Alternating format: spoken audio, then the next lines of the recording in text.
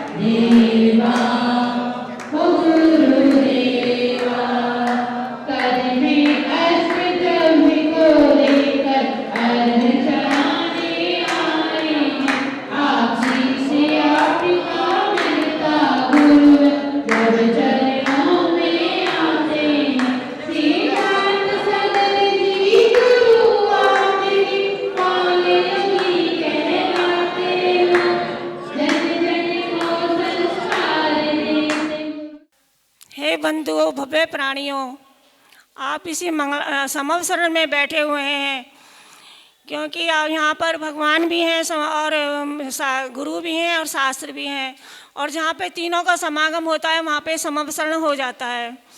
इसलिए धर्म करना चाहिए। धर्म, आप तो सारे धर्म में हैं कि सबसे पहले हमें धर्म करना चाहिए।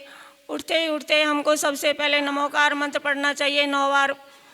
इसलिए सबसे 4 पुरुषार्थ हैं, धर्म, अर्थ, काम और मोक्ष। तो सबसे पहले बारी हमारी धर्म की आई है, तो सबसे पहले हमें धर्म करना चाहिए। तो धर्म से हमें क्या क्या नहीं मिलता? धर्म से हमसे सब कुछ मिलता है। धर्म से क्या नहीं मिलता? धर्म और अधर्म का फल सुनो। धर्म का फल क्या है? स्वानी देवो अपि जयतो धर्म विकिलविषात्, न कापी नाम देवो भविन्नता संपदरारीणाम। धर्म के प्रभाव से कुत्ता भी देव हो जाता है, धर्म के प्रभाव से कुत्ता भी देव हो जाता है, और अधर्म के प्रभाव से देव भी कुत्ता हो जाता है। गुरु बरी को शत शत नमन, हे रेखानंदन चरणों में बंदन, सत सत अभिनंदन। गुरु बरी को शत शत नमन, गुरु बरी को शत शत नमन। गुरु बरी को शत शत नमन। अज्ञानी को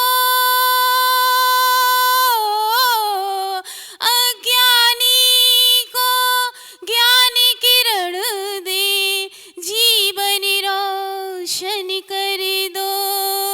गुण के सागर करुणा करके, गुण के सागर करुणा करके, रत्न त्रय धन भर दो। ले लो हमें निज शरण, गुरु बरी को शत शत नमन। महानुभाव, एक व्यक्ति ने आकर प्रश्न पूछा कि घर में रखी पानी की, दवाई की, अन्य पदार्थ की शीशी और गुरु के रहने वाले संग में जो त्यागी वृत्ति होती हैं, जिनको शिष्य कहते हैं, इनको लगाई जाए तो क्या करना चाहिए? तो जवाब यह दिया गया कि जो शिष्य हो चाहे शिशी हो, यदि इसको आपको सुरक्षित रखना है तो आपको डांट लगाना पड़ेगी। परिवार में बालक को सुरक्षित रखना है, स्कूल में बालक को सुरक्षित रखना है तो आपको डांट लगाना पड़ेगी।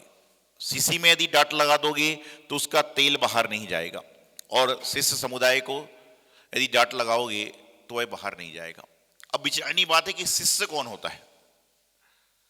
आज के जमाने में प्रचलन चल रहा है कि श्रावक आता है, वह कहता है कि मंत्र दीक्षा दे दो, मैं आपका शिष्य बन जाऊंगा। ये शिष्य नहीं होता है। शिष्य वह होता है जैसे हम अपने गुरु के शिष्य हैं, जिसके हाथ में पिछी कमंडल आ जाया करता है, वह गुरु का शिष्य होता है, ना कि ग्रस्त जो कपड़े वाले होते हैं शिष्य होते हैं। लोगों को परिभाषा ही पता नहीं है, लोगों को भी यही पता नहीं है कि भक्त कौन है, शिष्य कौन है, साधारण व्यक्ति कौन है, व्यवस्थापक कौन है, कार्य करने वाला कौन है। लेकिन लोगों ने क्या कर रखा है, बस मैंने मंत्र दीक्षा ले ली।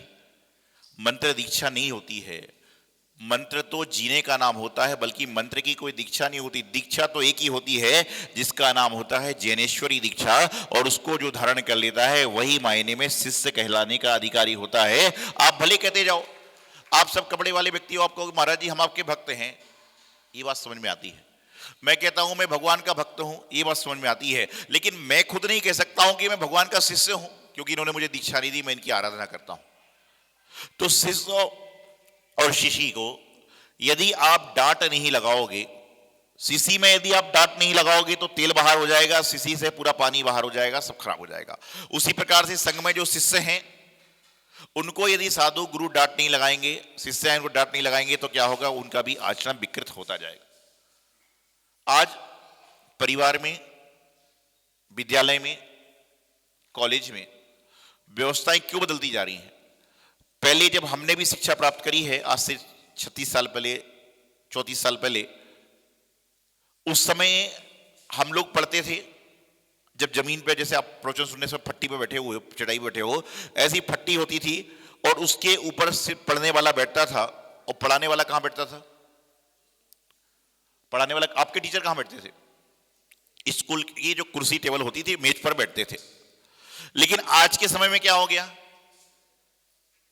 आज के समय में क्या हो गया कि बच्चे जो हैं कुर्सी टेबल पर बैठ रहे हैं और पढ़ाने वाला बेचारा घूम घूम कर पढ़ा रहा है, घूम घूम कर पढ़ा रहा है। तो वैसी मर्यादा तो अपने आप समाप्त होती जा रही है। आदर विनय सम्मान कहां रह गया? पहले के समय में घर में कोई बड़ा बुजुर्ग भोजन करता था तो उनके सामने कोई दूसरा भोजन नहीं करता था। लेकिन आजकल की परिस्थिति तो यह है, दादाजी पानी मांग ही रहे हैं, पोते का नाश्ता पूरा हो जाता है। ये विनय है, ये सत्कार है। आपने देखा हो, जो हम आते हैं तो हमारे जो संघ के साधु हैं, हमारे संघ के ब्रह्मचारी ब्रह्मचारिणी हैं, या जो हमारे संगस्थ लोग हैं, ये हमारे आते साथ खड़े हो जाते हैं। क्यों? इनके खड़े होने से कुछ नहीं होगा। आप क्यों खड़े होते हो गुरु को आते देख? क्योंकि हमारा ये विनय भाव है, हमारा आदर सत्कार है। और शास्त्र कहता है विनय दो प्रकार से होती है, एक प्रत्यक्ष विनय और एक परोक्ष विनय। सामने भी विनय करना, और यदि आपको मालूम चल जाए कि इस समय हमारे गुरु यदि जमीन पर बैठे हुए हैं और हम उस समय तख्त पर बैठे हुए हैं, तो कहीं ना कहीं ये भी आपकी विनय में कमी आ रही है, ये भी कहीं ना कहीं आपका विनय गुण समाप्त हो रहा है। और ग्रंथ में, मूलाचार ग्रंथ में, अन्य सारे ग्रंथों में कहा गया है कि विनय किसकी करना? तो जो हमसे पद में बड़ा हो उसकी विनय करना। यहां तक कह दिया गया कि एक साथ में 4 मुनियों की दीक्षा हो रही है, और जिस मुनि पर पहले संस्कार हुए हैं, तीनों मुनि से बड़ा वह अपने आप हो जाता है। तीनों मुनि को उसकी विनय करना चाहिए, एक साथ में, एक समय में दीक्षा होने के बाद भी ये विनय होता है। और जो व्यक्ति जितना विनय करता है उसके जीवन में उतना उतना उत्थान हो जाता है। विनय क्या है? सिर झुकाने मात्र को विनय नहीं कहते, सिर को झुकाना मात्र विनय नहीं है, लेकिन जहां पर मन, वचन और काय, ये तीनों योग एक साथ झुक जाते हैं, उसका नाम विनय है। इसलिए तो आप क्या कहते हो? मन शुद्धि, वचन शुद्धि, काय शुद्धि, मन शुद्धि वचन शुद्धि कहते हैं। आप बोलते ना त्रिभक्ति पूर्वक नमस्कार करता हूं, त्रिकाल नमस्कार करता हूं, क्यों कहते हो? जिससे कि हमारे जीवन में विनय करने से क्या था, आप पढ़ते ना विद्या ददाति विनयम, कि जितना आप विनय करोगे आपके जीवन में उतनी ही विद्या की प्राप्ति होगी, हमारे जीवन में उतनी ही क्रियाएं की प्राप्ति होंगी। तो आपको अपने जीवन में पहले तो ये समझना है कि हम क्या हैं। अभी तो मुझे आप लोग भगवान के भक्त भी समझ में नहीं आते, शिष्य बनना तो दूर की बात है। भक्त कितने तरह के होते हैं? कितने तरह के होते हैं भक्त? आप क्या हो? आप सब कहते हैं हम भक्त हैं, तो भक्त कौन से तरह के हो? भक्त भी 3 तरह के होते हैं। कितने तरह के? बोलिए ना, कितने तरह के होते हैं? 3 तरह के। कौन कौन से 3? एक होता है भक्त, एक होता है बेभक्त, और एक होता है कम भक्त। क्या? एक होता है भक्त, एक होता है बेभक्त, और एक होता है कम भक्त। बेभक्त कौन सा होता है कि मंदिर का दरवाजा 3 बजे बंद होने वाला है, वो 3:30 बजे आके दरवाजा पीटेगा, सुरेश जी खोलो, सुरेश जी खोलो। अरे सुरेश जी कैसे खोल दे? सुरेश जी कैसे खोल दे जब मंदिर की व्यवस्था ही बंद है? तो ये बेवक्त होते हैं कि इनका कोई समय ही नहीं है। भैया बत्ती का समय 9:30 से 10:30 बजे, 11:30 बजे आएगा, बोले दरवाजा खोलो, दरवाजा खोलो। जाप का समय, जाप के समय दरवाजा खोलो। ये क्या है? ये इंसान का भक्त की भाष नहीं है, ये बेवक्त है। क्या है? बेवक्त है। तीसरे नंबर का कौन सा है? कम भक्त। कम भक्त कोई गाली नहीं है। कम मतलब क्या होता है?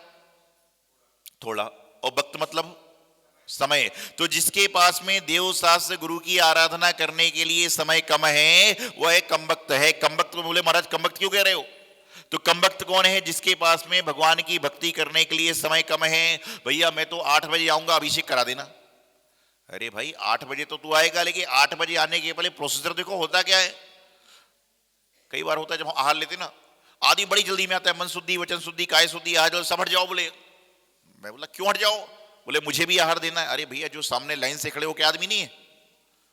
आपकी भक्ति तो ऐसा होना चाहिए कि आप हजारों लोगों के बीच में बैठे भी हो तो गुरु महाराज आपको बोलें कि भाई इधर पे आइए, और इधर आने के बाद में खड़े हो जाइए। ये आपकी भक्ति का परिणाम होता है, ये आपकी भक्ति हुआ करती है। आपकी भक्ति ये नहीं होती, आपकी भक्ति ये नहीं होती कि तुम जबरदस्ती आए जा रहे हो, मुझे मन में आ रहा है यार ये क्यों आ गया। भक्ति ये नहीं होती है। और भक्ति का फल चाहने का प्रयास करें। तो क्या है? एक है बेभक्त और एक है कम भक्त, और तीसरा कौन सा है? भक्त। भक्त कैसा होता है कि यदि मुनि महाराज आहार को जा रहे हैं, भैया महाराज जी का चौके में कहीं पर भी आहार हो, लेकिन निरंतराय आहार हो जाए। चौके में हम आहार देने पहुंचे हैं, मुझसे कोई बात नहीं, 1 गिलास भी नहीं लिया चलेगा, लेकिन गुरु का आहार तो अच्छी तरह से हो रहा है। ये भक्त की परिभाषा होती है कि मेरे आराध्य हैं, मेरे जो गुरु हैं उनका आहार अच्छे से। मैं दर्शन करने आया, मुझे तो पीछी नहीं लगाई, और इसको लगाते रहते हैं ये 2004 से जुड़ा हुआ है, ये 2008 से जुड़ा हुआ है। अरे भाई ऐसा नहीं, आप तो ये बोलिए कि मेरे कम से कम जीवन के पुण्य हैं कि कुछ लोग बाहर ओटले पर बैठे हुए हैं, मैं कम से कम भगवान के समोषण में तो बैठा हुआ हूं। इतनी आराधना करोगे तो जीवन का कल्याण हो जाएगा। लेकिन हम तो इसमें लगे हैं क्या, और तो वो जानकार है तो उसको लगाए जा रहे हैं। अरे भाई ऐसा नहीं है। भगवान के समोषण में भी भगवान की दिव्य ध्वनि कब खिरती है? गणधर के सद्भाव में। गणधर के अभाव में तो भगवान की दिव्य ध्वनि भी नहीं खिरती। तो यदि कोई व्यक्ति सालों से लगा हुआ है, सेवा में लगा हुआ है, सब कुछ कर रहा है, तो उसको देखकर यदि संज्ञ साधु गुरु महाराज थोड़ा सा ज्यादा मुस्कुरा दिए तो घबराते क्यों हो? ये सोचो कि महाराज कम से कम मुस्कुराते तो है। एक व्यक्ति आया, रायपुर की बात है 2009 की, वहां मंत्र दीक्षा का प्रोग्राम चल रहा था। लगभग 120 लोग उसमें एकत्रित हुए।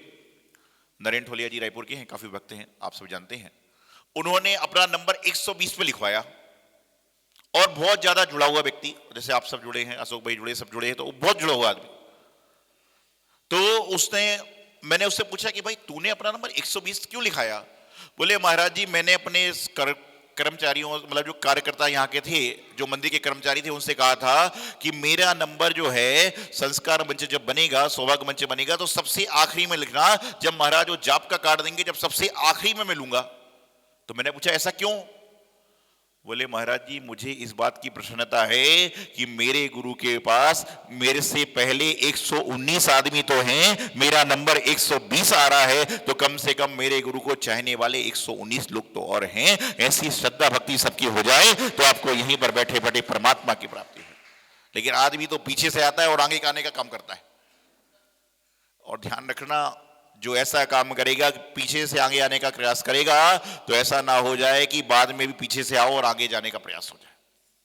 भक्ति करिए, भक्ति ऐसे ही करिए कि आपकी भक्ति को देखने के बाद, आपकी श्रद्धा को देखने के बाद, आपके गीत को सुनने के बाद, आपके व्याख्यान सुनने के बाद जो उपस्थित लोग हैं उनके मन में ऐसा भाव आए कि कितना सुंदर आदमी बोल रहा है, कितना सुंदर द्रव्य से पूजा कर रहा है, कितने सुंदर भावों से आहार दे रहा है, तो उसके आपको देखकर लोगों के मन में भाव आए तो आपके जीवन का कल्याण है। श्री के चरणों में छुरी का ग्रहण करके मैं अपने धर्म का पूरा कोशिश करती हूँ, पूरी चर्या धर्म का निभाने की और मैं करती भी हूँ। और आचार्य श्री के चरणों में रहकर मेरा मेरे मन में आया कि मुझे अब आगे बढ़ना है और मुझे अब आगे का दीक्षा दी जाए।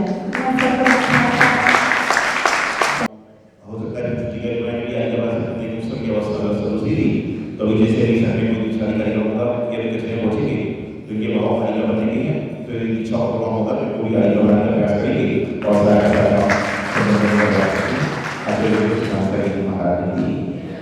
सौभाग्य कोहिनूर श्रीमान संजय जैन, श्रीमती ममता जैन परिवार, ग्रेटर कैलाश दिल्ली। सौभाग्य भक्त श्रीमान विजेंद्र जैन, श्रीमती निर्मल जैन परिवार, गुरुग्राम।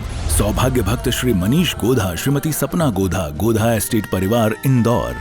सौभाग्य भक्त श्रीमती कुंती देवी जैन, श्री राजीव जैन, श्रीमती मीनाक्षी जैन, कावेरी जैन, उदय जैन, सिविल लाइंस परिवार, दिल्ली। सौभाग्य भक्त Shri Amit Jain, CA, Shrimati Anshul Jain, Anshika Jain, Anuttar Jain, green park परिवार, दिल्ली। सौभाग्य भक्त श्री राजीव जैन, श्रीमती साक्षी जैन, श्री आयुष, श्रीमती दिशा अगड़िया, श्री नमन जैन, श्रीमती ईशा जैन परिवार, गुड़गांव। सौभाग्य भक्त श्री आलोक जैन, श्रीमती पायल जैन, कनिष्का जैन, शौर्य जैन परिवार, भजनपुरा, दिल्ली।